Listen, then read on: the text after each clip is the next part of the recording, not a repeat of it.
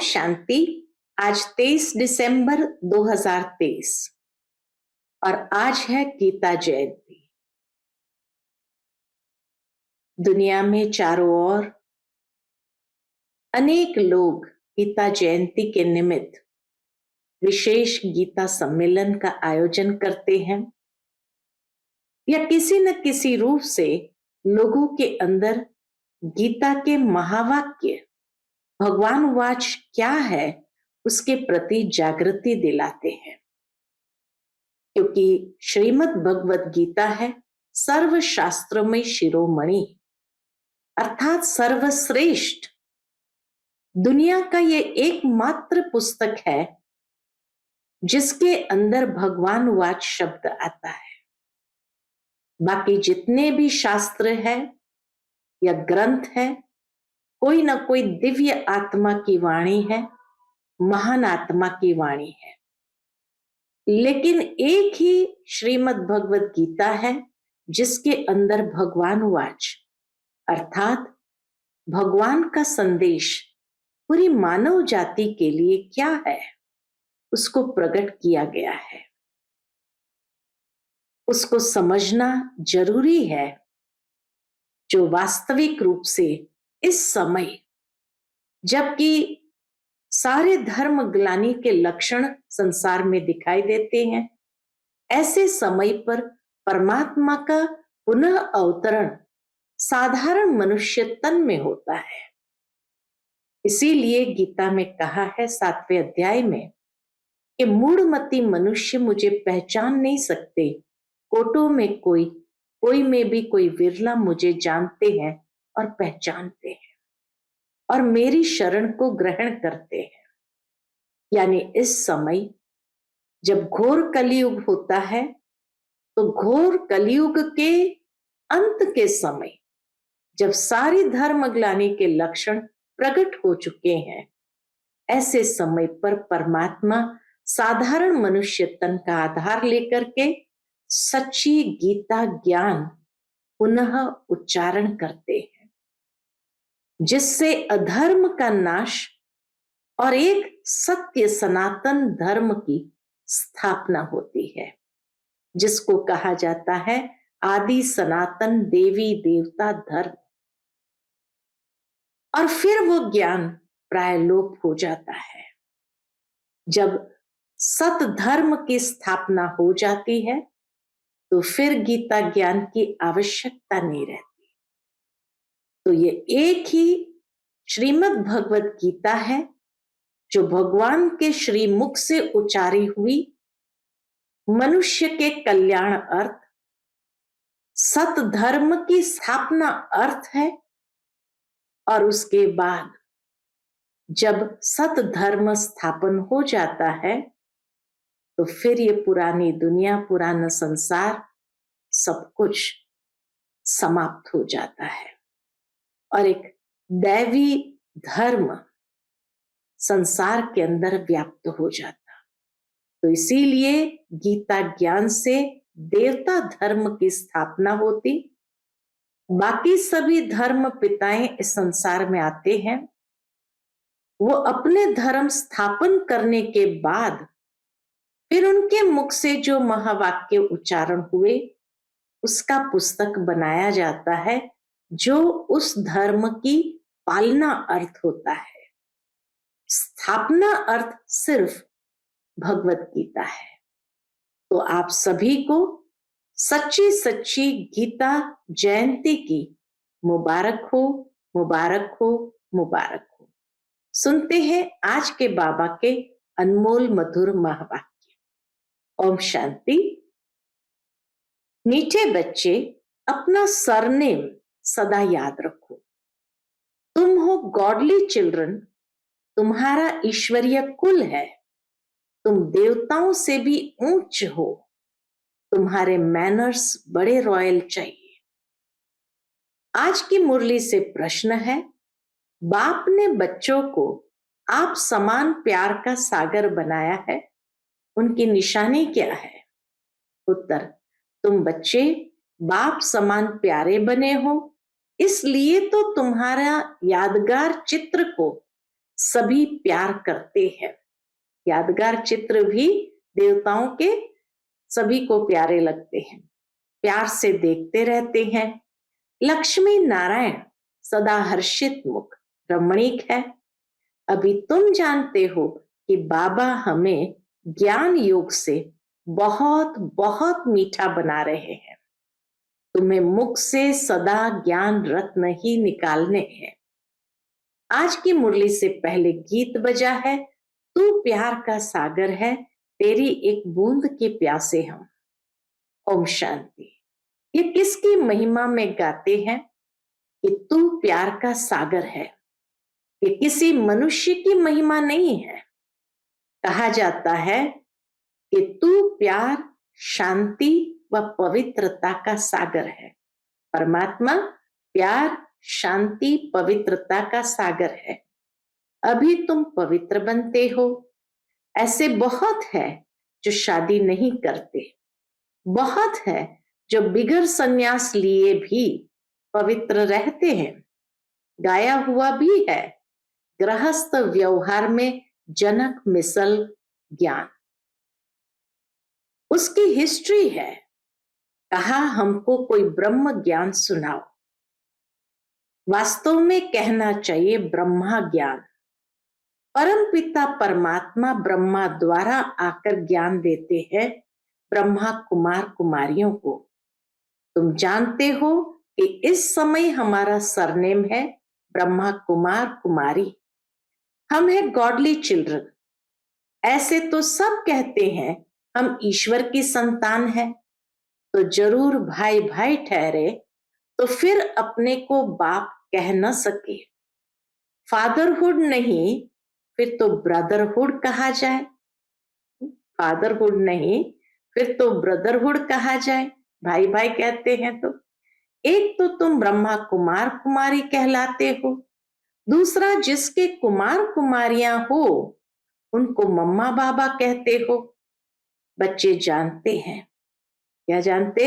हम शिव बाबा के पौत्रे पौत्रियां ब्रह्मा कुमार कुमारियां हैं। भारत में अनेक शास्त्र, वेद, पुराण आदि तो सब पढ़ते हैं। सर्व शास्त्रमय शिरोमणि श्रीमद् भगवत गीता है। गीता से सतयुग स्थापन होता है। गीता का ज्ञान दिया ज्ञान सागर परमात्मा ने। यह सब ज्ञान नदियां ज्ञान सागर से निकलती है। पानी की गंगा से थोड़ी ज्ञान मिलता है जो पावन बने। सदगति अर्थात पावन बनना, यह तो है ही तमो प्रधान पतित दुनिया। अगर पावन बने तो कहाँ रहे? वापस तो कोई जा ना सके। बाबा कहे वापस तो जा ना सके, कायदा नहीं है। सबको पुनर्जन्म ले तमो प्रधान बनना ही है। बाप है ज्ञान का सागर। तुम प्रैक्टिकल रूप से सुन रहे हो, यह कोई कॉपी कर न सके।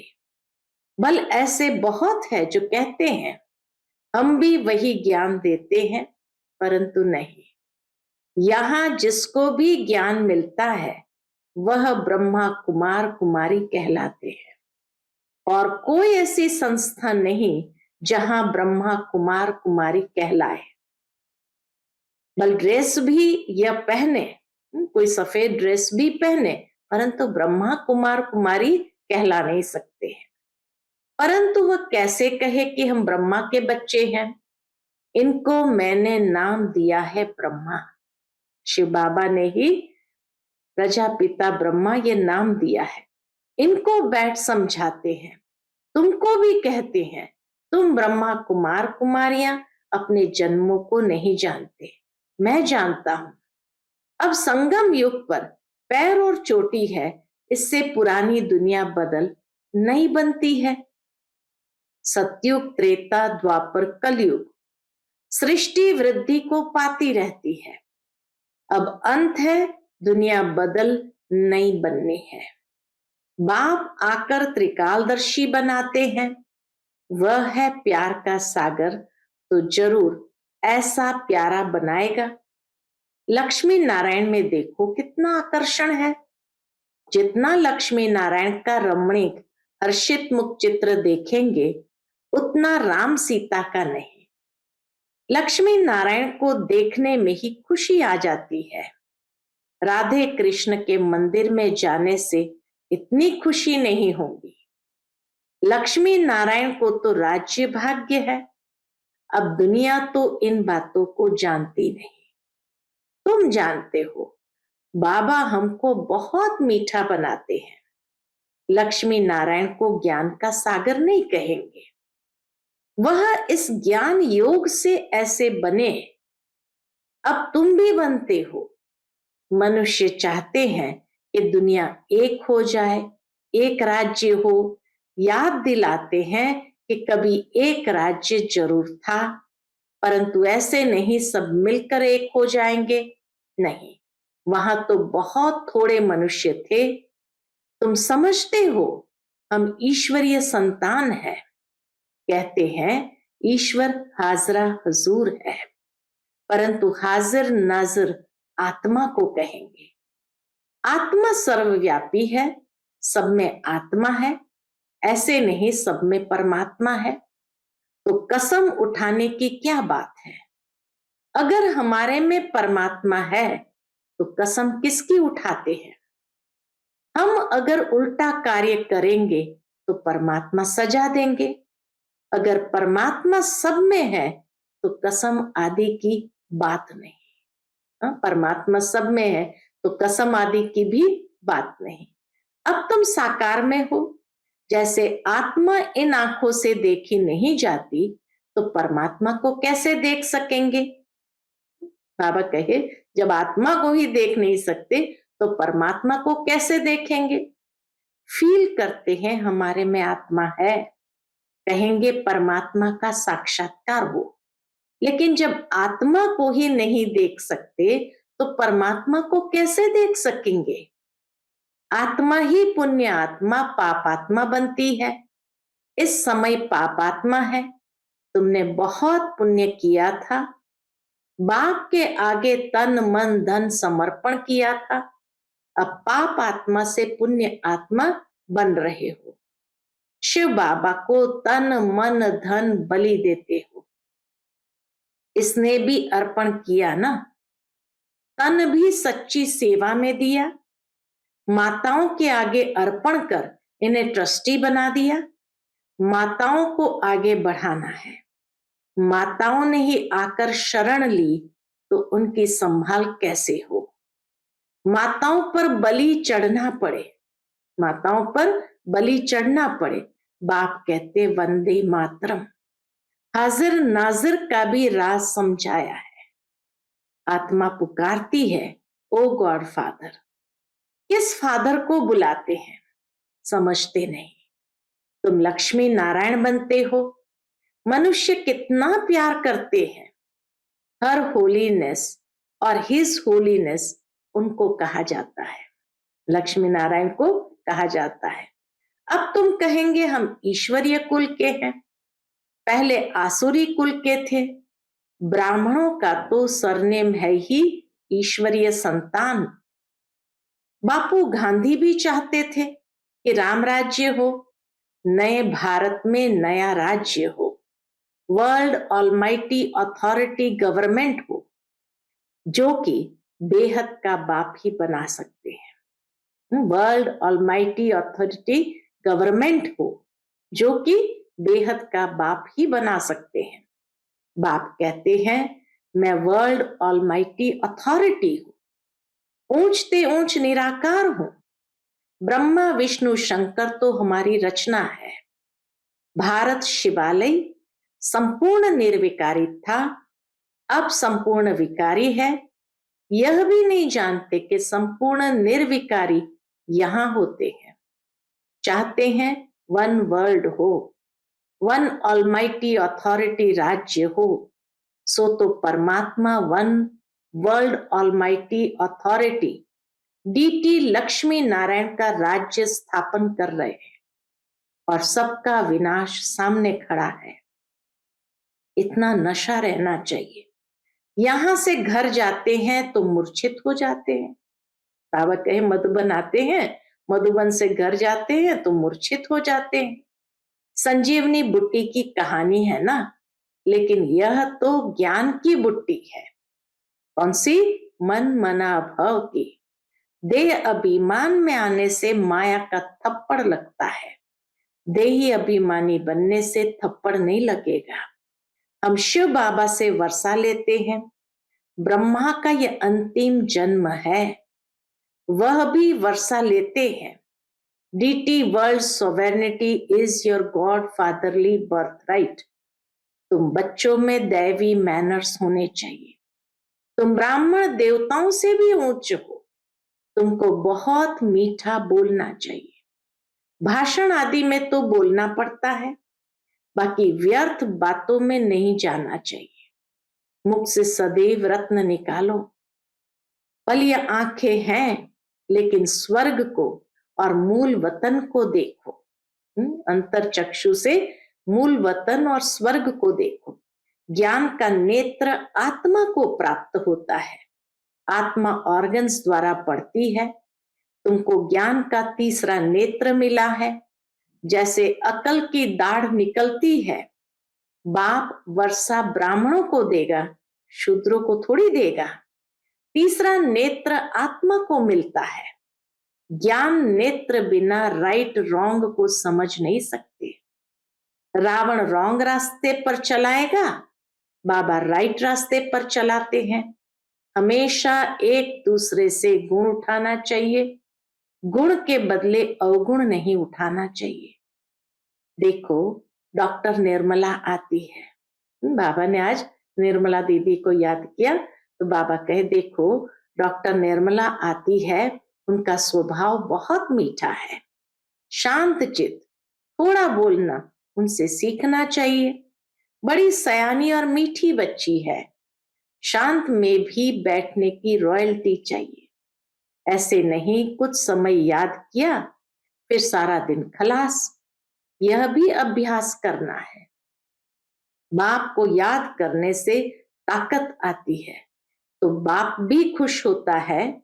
ऐसी अवस्था वाला जिसको भी देखेगा तो झट उनको भी अशरीरी बना देगा। अशरीरी बन जाते हैं, शांत हो जाते हैं। सिर्फ शांति में बैठना कोई सुख नहीं है, वह है अल्पकाल का सुख। शांत हो बैठ जाएगा तो फिर कर्म कैसे करेगा? योग से विकर्म विनाश होंगे। सच्ची सुख शांति तो यहां हो न सके। यहां हर चीज अल्पकाल की है। बाबा कहे, यहां हर चीज अल्पकाल की है। अच्छा, मीठे मीठे सिकिलते बच्चों प्रति माता पिता बाप दादा का याद प्यार और गुड मॉर्निंग। रूहानी बाप की रूहानी बच्चों को नमस्ते। हम सभी रूहानी बच्चों की रूहानी बाप दादा को याद प्यार, गुड मॉर्निंग और नमस्ते। नमस्ते, शुक्रिया बाबा, शुक्रिया। फिर बाबा का रात्रि क्लास है 9 अप्रैल 1968। आजकल बहुत करके यही कॉन्फ्रेंस करते रहते हैं कि विश्व में शांति कैसे हो। उनको बताना चाहिए, देखो सतयुग में एक ही धर्म, एक ही राज्य, अद्वैत धर्म था। दूसरा कोई धर्म ही नहीं जो ताली बजे। था ही राम राज्य, तभी विश्व में शांति थी। तुम चाहते हो विश्व में शांति हो? वह तो सतयुग में थी। पीछे अनेक धर्म होने से अशांति हुई है, परंतु जब तक कोई समझे तब तक माथा मारना पड़ता है। आगे चलकर अखबारों में भी पड़ेगा, फिर इन सन्यासियों आदि के भी कान खुलेंगे। यह तो तुम बच्चों की खातरी है कि हमारी राजधानी स्थापन हो रही है। यही नशा है। म्यूजियम का भपका देख बहुत आएंगे, अंदर आकर वंडर खाएंगे। नए नए चित्रों पर नई नई समझानी सुनेंगे। यह तो बच्चों को मालूम है। योग है मुक्ति, जीवन मुक्ति के लिए। सो तो मनुष्य मात्र कोई सिखला न सके। यह भी लिखना है, सिवाय परमपिता परमात्मा के कोई भी मुक्ति जीवन मुक्ति के लिए योग सिखला नहीं सकते। सर्व का सद्गति दाता है एक, यह क्लियर लिख देना चाहिए। जो भल मनुष्य पढ़े, सन्यासी लोग क्या सिखाते होंगे। योग योग जो करते हैं, वास्तव में योग कोई भी सिखला नहीं सकते हैं। महिमा है एक। विश्व में शांति स्थापन करना व मुक्ति जीवन मुक्ति देना बाप का ही काम है। ऐसे ऐसे विचार सागर मंथन कर पॉइंट्स समझाने हैं। ऐसा लिखना चाहिए जो मनुष्य को बात ठीक जच जाए। इस दुनिया को तो बदलना ही है। यह है मृत्यु लोक, नई दुनिया को कहा जाता है अमर लोक। अमर लोक में मनुष्य कैसे अमर रहते हैं, यह भी वंडर है ना। वहां आयु भी बड़ी रहती है और समय पर आपे ही शरीर बदली कर देते हैं। जैसे कपड़ा चेंज किया जाता है, ये सभी समझाने की बातें हैं। ये भी कैसे आत्मा शरीर छोड़ती है, बाबा कहे यह भी सब समझाने की बातें हैं। अच्छा, मीठे मीठे रूहानी बच्चों को रूहानी बाप व दादा का याद प्यार, गुड नाइट और नमस्ते। आज की मुरली से धारणा के लिए मुख्य सार है। पहली पॉइंट, अपना स्वभाव बहुत मीठा शांत चित्त बनाना है। बहुत कम और रॉयल्टी से बात करनी है। दूसरी पॉइंट, तन मन धन से ब्रह्मा बाप समान ट्रस्टी होकर रहना है। आज का बाप दादा का मधुर वरदान हम बच्चों के प्रति है, ज्ञान और योग की शक्ति से हर परिस्थिति को सेकंड में पास करने वाले महावीर भव। ज्ञान और योग की शक्ति से हर परिस्थिति को सेकंड में पास करने वाले महावीर भव। महावीर अर्थात सदा लाइट और माइट हाउस। महावीर अर्थात सदा लाइट और माइट हाउस। ज्ञान है लाइट और योग है माइट। कहते हैं ना, ज्ञान प्रकाश है, तो ज्ञान है लाइट और योग है शक्ति, माइट। जो इन दोनों शक्तियों से संपन्न है, वह हर परिस्थिति को सेकंड में पास कर लेते हैं। अगर समय पर पास न होने के संस्कार पड़ जाते हैं, तो फाइनल में भी वह संस्कार फुल पास होने नहीं देते। जो समय पर फुल पास होता है, उसको कहते हैं पास विथ ऑनर। धर्मराज भी उनको ऑनर देता है। जो फुल पास विथ ऑनर होते हैं, तो बाबा कहे जो फुल पास विथ ऑनर होता है, तो बाबा कहते हैं उनको धर्मराज भी ऑनर देता है। आज का स्लोगन है, योग अग्नि से विकारों के बीज को भस्म कर दो, तो समय पर धोखा मिल नहीं सकता। योग अग्नि से विकारों के बीज को भस्म कर दो, तो समय पर धोखा मिल नहीं सकता। योग अग्नि के समान है, और जिस तरह अग्नि के अंदर कोई भी चीज पड़ती है तो भस्मीभूत हो जाती है, परिवर्तन हो जाती है। ठीक इसी तरह बाबा कहे इस विकारों के बीज को भी योग रूपी अग्नि में डाल करके उसको भस्म कर, नहीं तो समय पर यही विकारों का जो अंश है वह बहुत बड़ा स्वरूप लेकर के मनुष्य को धोखा जरूर दे देगा। लेकिन अगर भस्म हो गया तो फिर समय पर वो उभर नहीं सकता है और न उससे धोखा प्राप्त हो सकता है। इसलिए विकारों के बीज को योग अग्नि में भस्म करना है। अच्छा, ओम शांति।